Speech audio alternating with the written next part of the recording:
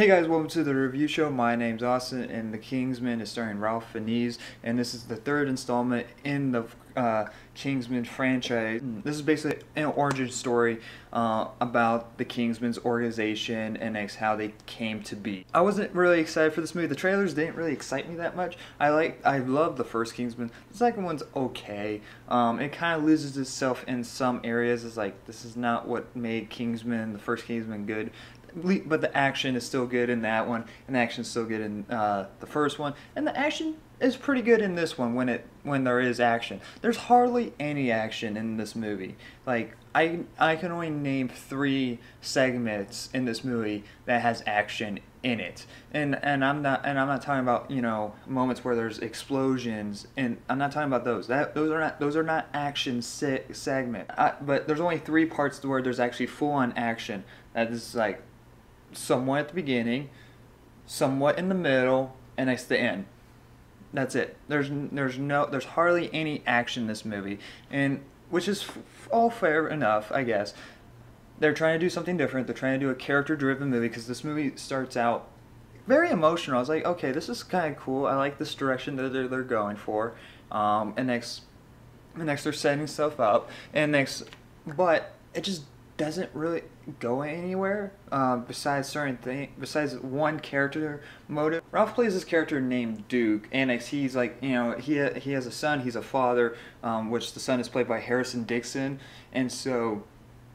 and basically what happened is like this is just what holds the movie up a little bit. Like, this is like the part that you get emotion from, and so what happens, like, years ago, that, you know, Ralph's wife dies, so Harrison loses his mom, and so basically the whole plot of this movie is just making sure that that Ralph keeps his son safe, and it keeps him out of the war and all that, because this is taking place during World War I, and which is kind of cool. It's like, all right, that's like a good message. Like, oh, like, you know, parents always trying to protect their kids and all that. That's a good message, and that's the only thing I really liked out of this whole entire movie.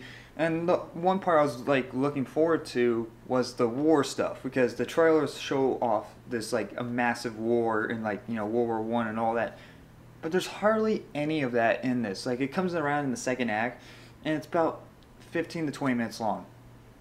That's it. There's nothing really anything about it, because Harrison's character wants to go into battle, fight for his country, but his father doesn't want him to, because of the loss of his mother and the promise that he has to keep to his mother, and so he just wants to protect his son. So there's like this conflict, but it doesn't make any sense when he creates Kingsman, and next has his son come work for him and go on a dangerous mission to kill someone.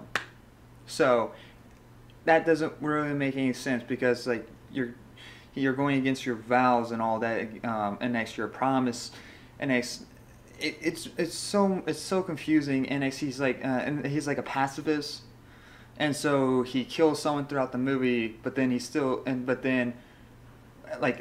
someone early on in the movie, but he won't kill anyone at the end of the movie.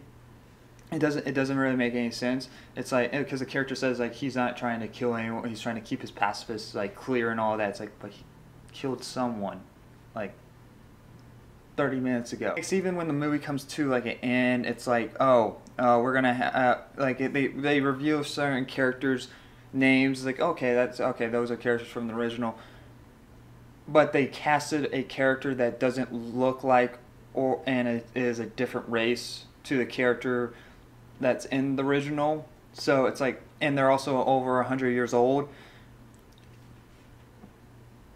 Sure. I was just really bored throughout this whole entire movie. The only thing that really does hold up is this relationship, father and son relationship, and the action is cool when there is action. Like, I do like the Kingsman action fights, when they like fight sequences in these I guess trilogy now.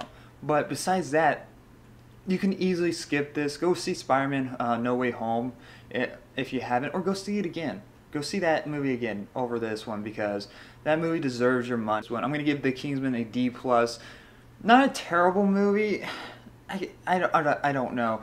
It's just like I've seen a lot of worse movies this year, but it's down there with those ones. Sadly, I was hoping that this one was gonna surprise me, but it just didn't. Anyway, guys, thank you very much for watching. Like always, I'll see you guys in the next review. Bye, guys.